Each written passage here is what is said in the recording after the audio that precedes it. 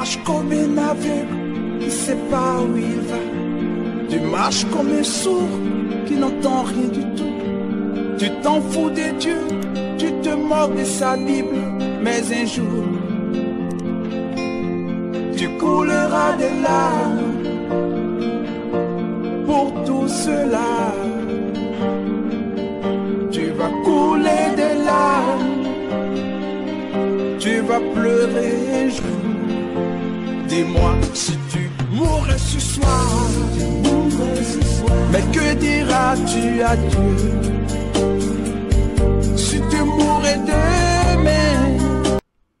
Combien de minutes? Il reste 12 minutes. Je vais vous aider sur quelque chose. Vous donner des éléments très simples pour combattre un sorcier. Très simple, que nous ignorons, très simple. Premier aspect pour combattre un sorcier. Premier élément pour combattre un sorcier. Il faut détruire toutes les choses qui attirent les sorciers dans nos maisons. Premier élément pour détruire ou combattre un sorcier. Il faut détruire toutes les choses qui attirent les sorciers dans nos maisons. Quelles sont ces choses-là? Tout ce qui est lié à l'idolâtrie. Commençons par les photos du soi-disant Jésus. Toutes les photos confondues. Les photos de soi-disant Jésus ou les photos de soi-disant saints que nous mettons dans nos maisons. Ça attire les sorciers. Donc ça donne aux sorciers une place importante dans nos maisons. Les crucifixes que nous mettons dans nos maisons, les chapelets que nous mettons, en fait, ces objets que les gens souvent tendance à appeler les objets soi-disant religieux. Là. C'est ça. Ce sont ces objets qui attirent les sorciers dans nos maisons. Parce que lorsque les sorciers volent la nuit pour aller dans leurs différents mondes ou clans pour des réunions occultes, lorsqu'ils volent là, à leurs yeux, les toits de nos maisons n'existent pas. Ils ne voient pas le toit de nos maisons. Ils ne voient même pas ça. Donc nos maisons sont nues devant les sorciers. C'est nu. Donc les toits de ta maison, les murs de ta maison disparaissent. Donc ils te voient tel que tu es. C'est comme si tu dormais à l'air libre. Ils te voient. Donc si tu n'as pas Jésus, ils te voient comme ça. Mais si tu as les deux pieds en Jésus et que dans ta maison, il n'y a rien qui appartient au monde des ténèbres, ils ne peuvent pas te voir. Ils vont te voir. Ils vont juste voir là où est ta maison. Soit ils vont rien voir. Ils vont voir que là où ta maison est, c'est vide. Il n'y a rien. Il n'y a même pas de maison. Donc ils vont voir un terrain neutre, un terrain vide. Ou soit ils vont voir seulement le sang qui couvre ta maison. Soit ils vont voir seulement une grande rivière qui couvre ta maison. Soit ils vont voir un feu qui couvre ta maison. Ou soit ils vont voir ta maison est là, mais ta maison est gardée par un ange, deux anges ou plusieurs anges. Là, ils ne peuvent même pas passer. Ils s'en vont. Alors, regardons nos maisons. Est-ce qu'il y a quelque chose qu'on sait que ça n'a rien à voir avec Dieu? Si ça est là, en tout cas, sache pour toi que lorsque tu dors, peut-être que les sorciers n'arrivent pas là où tu es. Mais les endroits où il y a ces choses-là, ils arrivent, ils atterrissent là. Ils atterrissent. Donc, faisons très très attention avec ces choses-là. Mais comment la photo de Jésus, ça peut les attirer? C'est grave ça. Mais parce que la photo de Jésus là, c'est pas Jésus, ce sont des démons qui sont là. C'est pas Jésus, ce sont des démons qui sont là. Hein? Chaque image de Jésus que vous voyez représente un démon. C'est pas Jésus.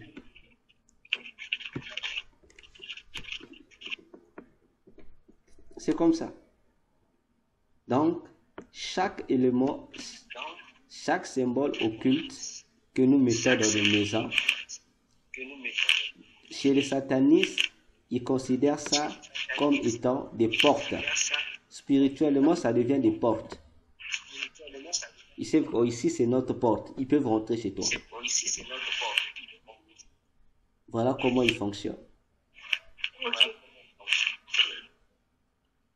Ok, ça c'était premier 1. Deuxièmement, ce sont les poubelles.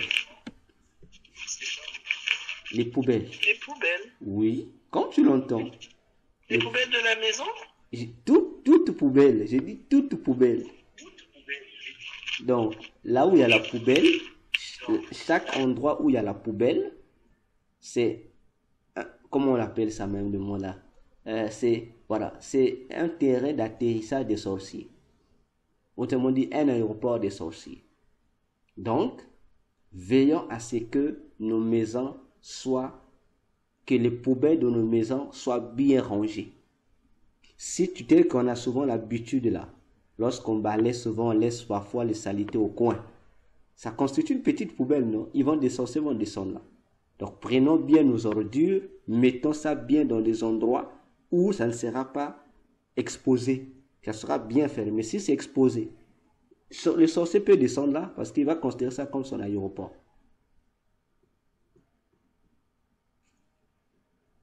Mais la poubelle en elle-même, qu'on met dans la cuisine, si on met dans un sac poubelle, on ferme un nœud et on sort. Par exemple, nous aux États-Unis, dans les maisons, on a des poubelles dans l'intérieur de la maison, mais une fois par semaine, tu dois sortir ça dehors parce qu'il y a les camions qui viennent pour prendre la poubelle. Oui, veille. Alors, si on ferme la poubelle de la maison, si tu fermes avec un sac plastique et on met ça dehors, c'est exposé aussi ou pas? Non, exposé dans quel sens? Si tu fermes, c'est bon, il n'y aura pas de souci. Mais si tu laisses ça ouvert, que les immondices qui sont à l'intérieur sont exposés, les sorciers vont descendre là-bas. Donc ça va les attirer. Okay. Oui. Ça, c'était le point 2. Maintenant, Oui. Troisième stratégie pour combattre un sorcier. Il faut éliminer toute toile d'araignée qui se trouve dans la maison. Que ce soit toile d'araignée normale, que ce soit toile d'araignée anormale, il faut vérifier que la maison n'a pas une toile d'araignée. Je dis bien que cette toile d'araignée soit normale, dans le sens qu'il y avait là-bas, il y avait quelque chose qui était là-bas, c'est arrivé à cause du non-nettoyage. Veille seulement pour qu'aucune toile d'araignée ne soit dans ta maison, d'une manière ou d'une autre.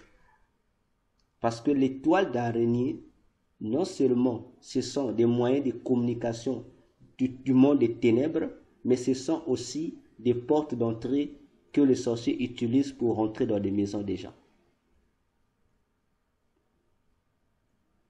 Donc, ça n'a même pas besoin de la prière. Tu prends seulement ton balai, nettoie seulement ta maison.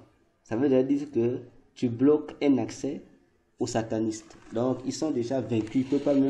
Ils savent déjà, cette opportunité qu'on avait a été ôtée. Là, déjà, tu peux vaincre le sorcier qui vient chez toi en passant par ces toiles d'araignée. Tu peux le vaincre facilement. Voilà, tu peux le vaincre facilement par ça.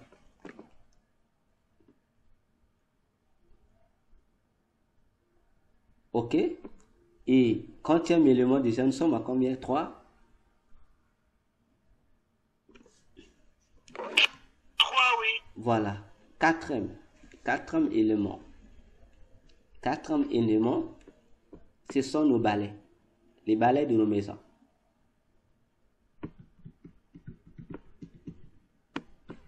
Les balais de nos maisons. Tout balai confondu.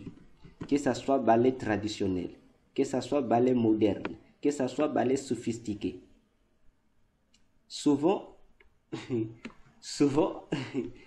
lorsque on a l'habitude, après avoir balayé, nous faisons quoi? S'il faut ranger le balai, le plus souvent, nous plaçons le balai à sa place, que ce soit le balai de la cour de la maison. Il y a une posture, souvent on met le balai, on dit, bon, ça c'est les femmes qui disaient ça, que non, pour éviter que les tiges du balai puissent un peu se détériorer, il faut retourner le balai. Donc mettre les côtés où il y a les tiges au-dessus et prendre le côté de la manche, mettre en bas. Vous connaissez cette posture, non? C'est la posture le plus souvent que C'est la posture. nous utilisons.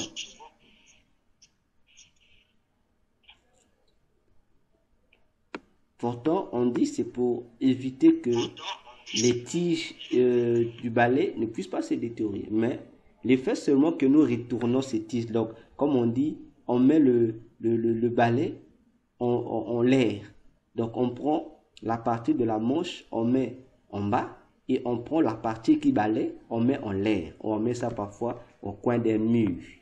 Sachez que la posture du balai là constitue dans le monde de la sorcellerie des énergies qui attirent le sorcier. Donc ça ouvre. Donc juste la posture, le balai va comme envoyer une sorte de, je peux appeler ça, de GPS et qui va en même temps ouvrir une porte à tous les sorciers qui vont passer sous ta maison. Ils vont dire, oh, il y a une porte. Ils peuvent descendre à travers ton balai chez toi à la maison. Ils peuvent descendre. C'est pourquoi il est souvent déconseillé par les agents du satanisme eux-mêmes que d'avoir souvent des balais, que ce soit balai de la cour ou balai de la maison, commun avec les voisins. Parce que si ton voisin est sorcier, il va se faire exprès de prendre ton balai seulement. Donc c'est par ton balai qu'il va commencer à rentrer chez toi, à la maison. Bon, pour ceux qui ont déjà été en Afrique, je vais vous dire 2 secrets. Et je pense que vous allez changer votre manière de voir les choses. Vous allez faire un constat. Chez nous en Afrique, il y a souvent des gens, dès qu'il fait 18h, 17h, 18h, tu vois, il y a un monsieur ou il y a un papa qui commence à balayer toute la parcelle. Ah, vous dites, ah, le papa il est propre, hein? Oh, cette maman aime la propreté, hein? Vous pensez qu'il balaye? Non, il ne balaye pas. Il ne balaye pas. Nous savons, il y a ceux qui aiment la propreté, ce qui peut le faire. Mais si vous constatez que c'est une vie, chaque jour, cette personne-là fait ça, il attend que 17h, 18h, il commence à balayer. Je vous dis, cette personne est sorcière. Elle est dans la sorcellerie, cette personne. Lorsqu'il balaye là, qu'est-ce qu'il fait? En balayant là, il prend toutes les empreintes de vos pieds. Donc lorsqu'il va regrouper là, lorsqu'il regroupe, après il brûle. Vous allez constater, il ne jette pas dans la poubelle, il brûle. Ils vont mettre à côté, ils vont mener ça dehors, ils vont brûler.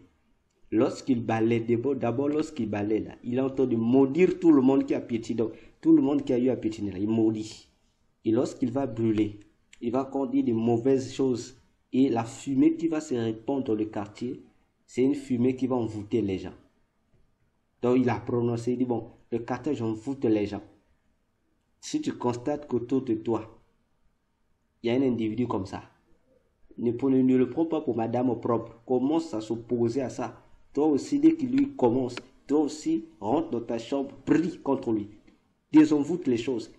Contrecarre, c'est ce qu'il va déclarer. Et toujours, bon, je ne sais pas si en Europe ça se fait, mais je parle de l'Afrique. Vous allez aussi voir, il y a des parcelles en Afrique. Si vous rentrez dans une toilette, vous allez voir les balais traditionnels. C'est un balai pourri. Le balai, elle vieillit. Mais la propriétaire de la parcelle, lorsque vous dites changer le balai, dit non, non, laisse-moi avec le balai là. Comprenez que cette propriétaire-là ou ce propriétaire est un sorcier. Et le balai qu'il utilise là, c'est un outil qu'il utilise pour envoûter tous ceux qui sont dans cette parcelle. Maintenant, si toi tu pries beaucoup, tu vas voir que vous n'allez pas vous entendre. Il va te dire, libère ma maison, tu me déranges. Et tu vas, vous n'aurez pas le problème, seulement te dire, plus sort. Voilà, et le balai, toujours le balai. Le balai, dans le monde sataniste, le balai est aussi un moyen de transport qui a plus de vitesse que le tapis volant. Le balai a plus de vitesse que le tapis volant. Imaginez-vous. Et le balai, le simple balai que nous négligeons, est un outil très très dangereux que même les hauts satanistes fouillent. Donc si tu as quelqu'un qui est dans le monde mystique, qui sait utiliser le balai. Il peut te faire, il peut même te faire, non, il peut même te détruire en un seul instant. Vous savez, lorsque nous balayons les mamans, dites-moi, vous faites quoi? Il y a un fait, non? On balaye, on dit, on sort la saleté. Un sorcier, parce que c'est plus eux qui utilisent ça, les sorciers, qu'est-ce qu'ils peuvent faire? Ils peuvent seulement prendre le balai. Vous voyez, il est assis, il est en train de te voir, il te fixe dans les yeux, il est en train de faire le mouvement de balayer. Sache que l'acte qu'il te fait, il est en train de balayer tes bénédictions. En fait, il est en train comment on appelle ça? De te déposséder de tout ce que tu as comme bénédiction. S'il dit, bon, toi, tu ne vas pas mettre au monde. Dès qu'il agite son balai, là, il est en train de balayer ta fécondité. Là. Il balaye ça. C'est pourquoi j'ai toujours dit aux gens, si tu n'es pas chrétien, un chrétien correct, sache que tu seras facilement manipulé par les sorciers, où que tu sois.